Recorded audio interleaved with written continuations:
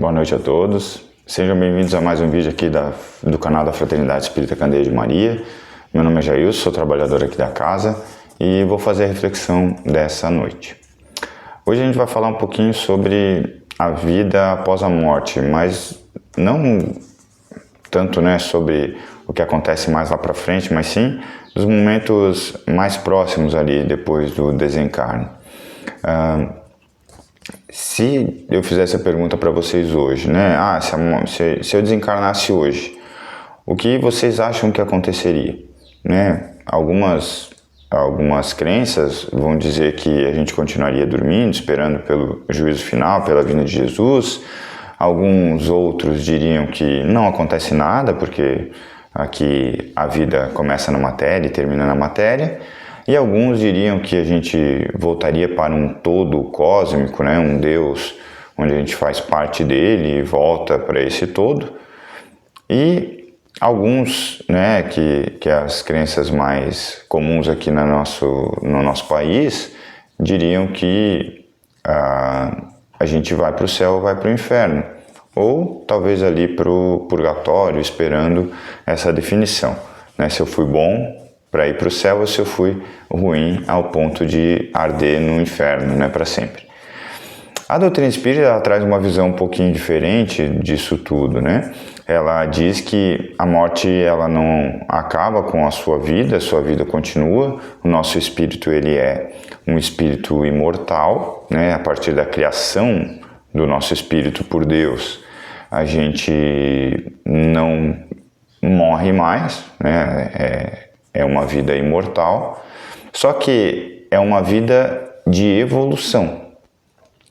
Então, a gente precisa dos processos de encarnação e reencarnação para que a gente possa se melhorando, evoluindo, para que melhore o nosso espírito até a gente se tornar espírito puro, ou um espírito perfeito.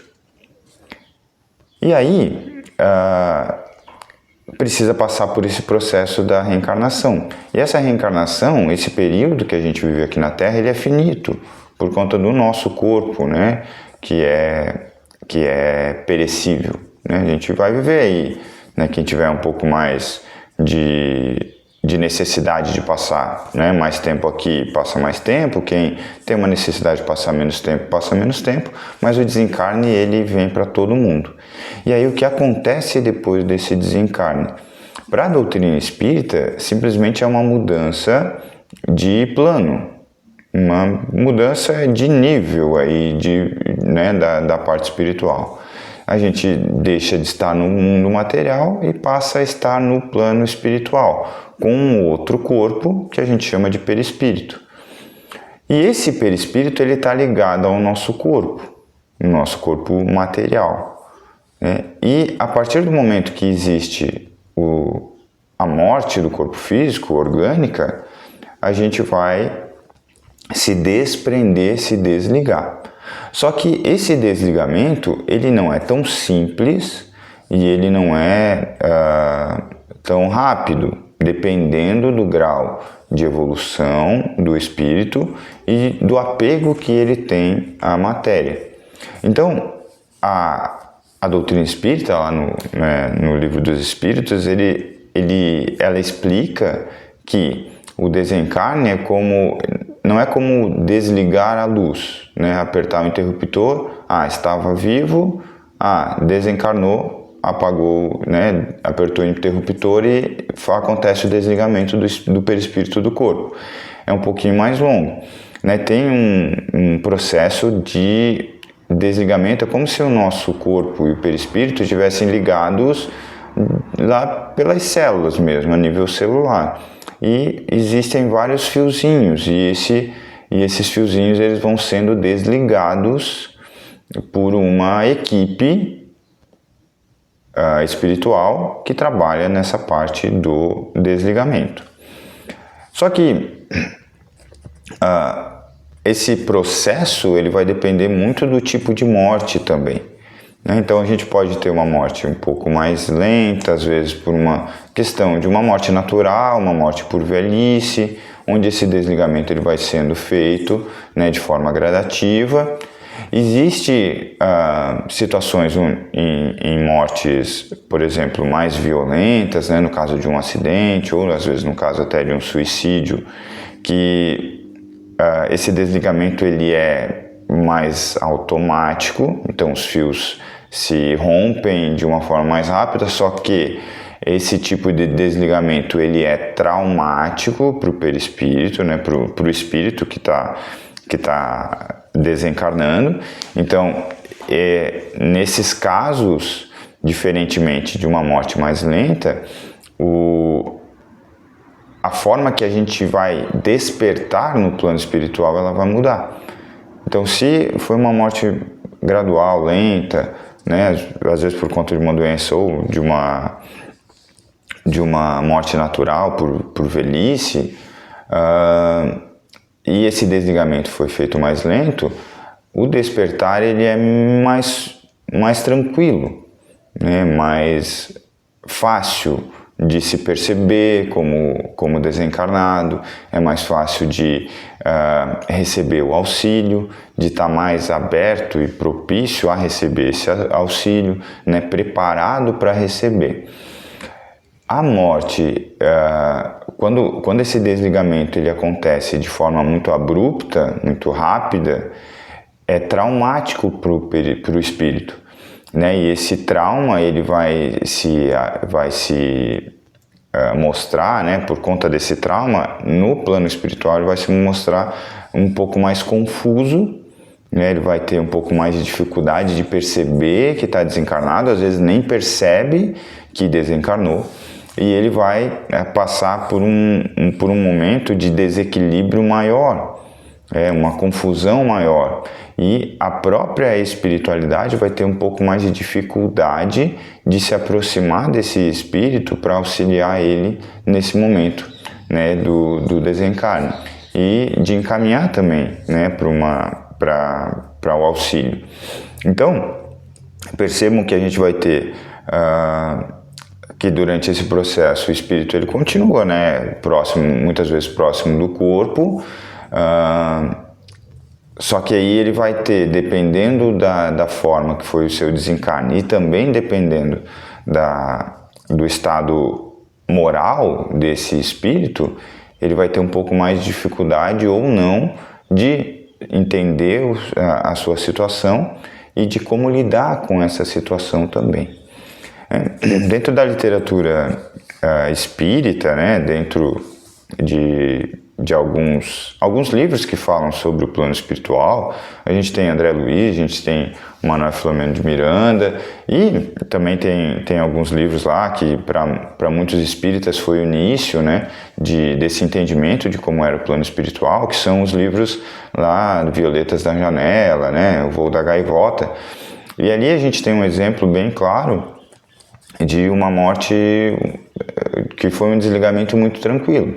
Então lá o espírito da Patrícia, ela teve um aneurisma e ela desencarna.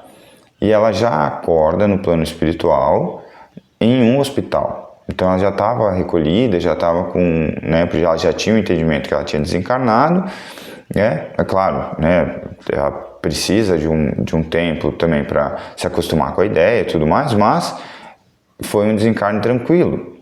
Né, por conta do quê? Não só pela forma da morte, né, de ter sido por uma situação de um desligamento, né, preparado e organizado pelo plano espiritual, mas também pela forma de vida dela, que ela já era espírita e ela já tinha um entendimento da vida depois da morte. Então para ela foi mais tranquilo. Quando a gente pega lá a morte do André Luiz, ele teve muita confusão, né? Então ele desencarna por conta, né, de uma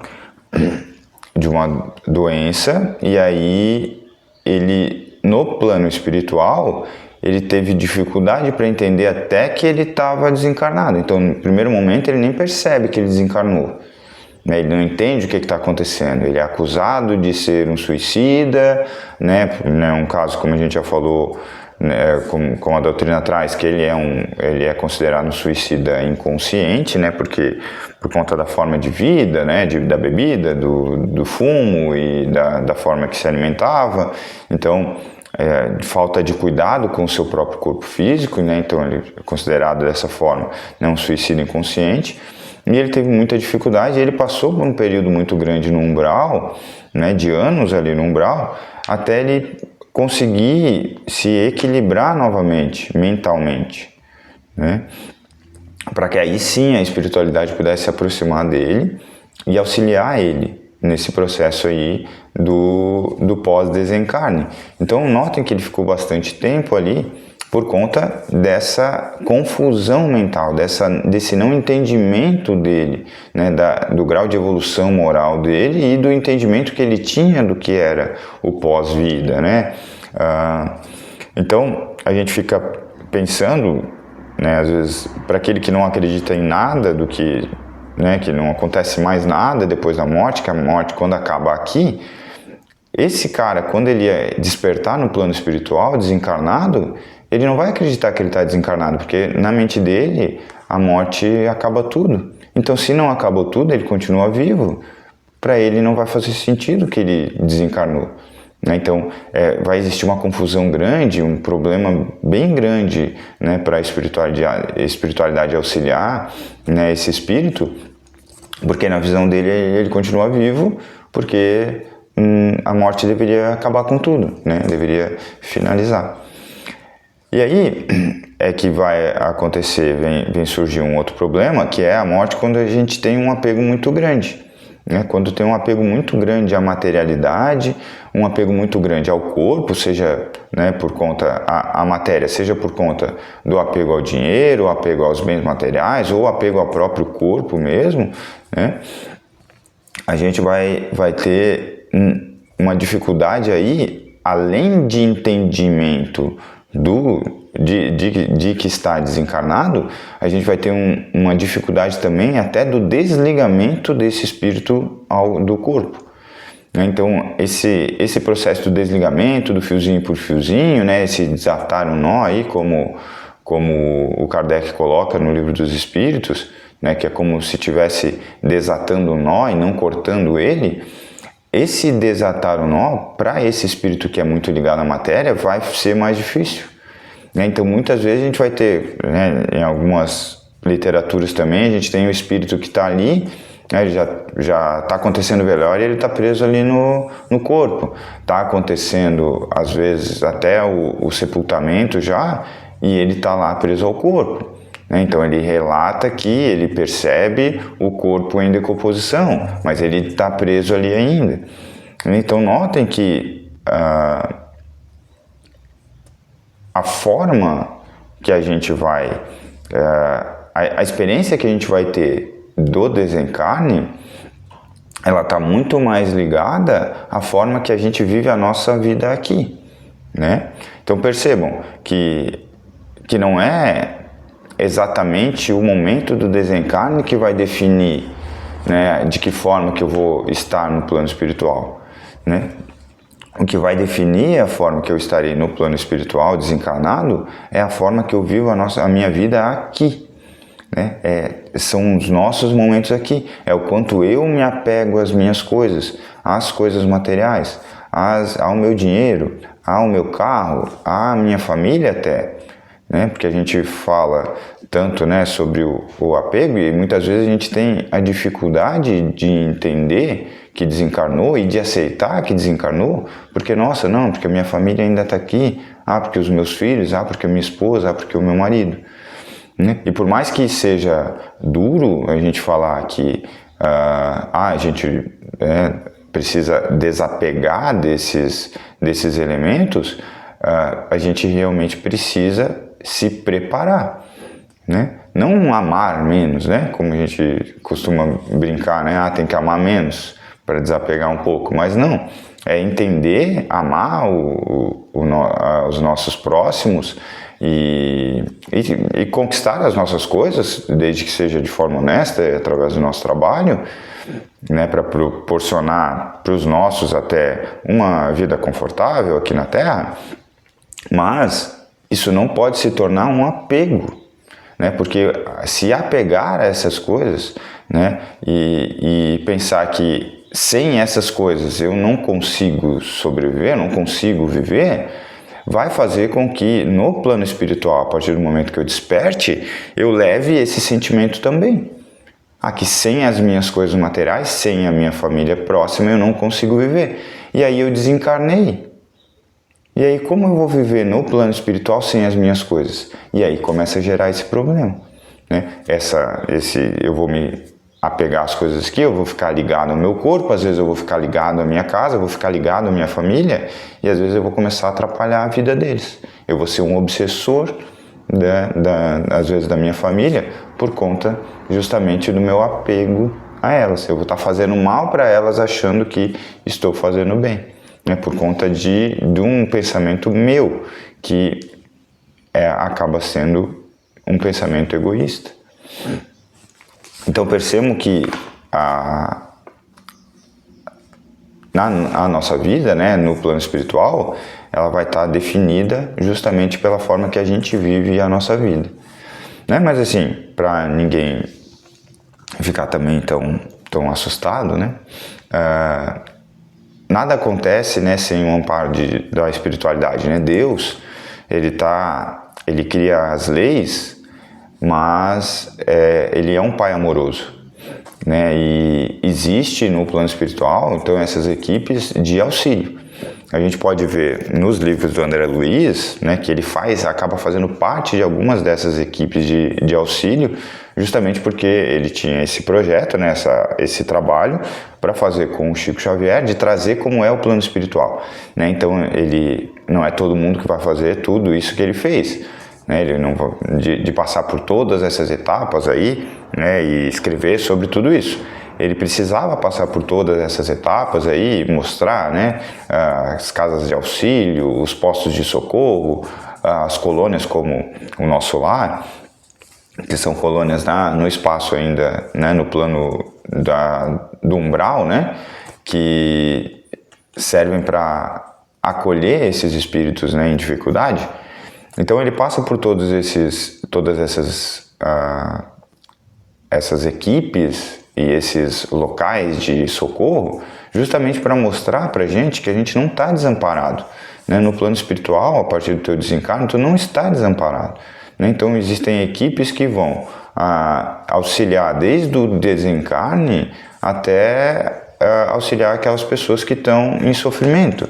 Só que tudo isso, né, esse auxílio, a gente precisa estar apto a recebê-lo. O André Luiz, nos primeiros ali, se eu não me engano, 7 anos, ele não estava apto para receber esse auxílio, né? Ele ficou ali em sofrimento.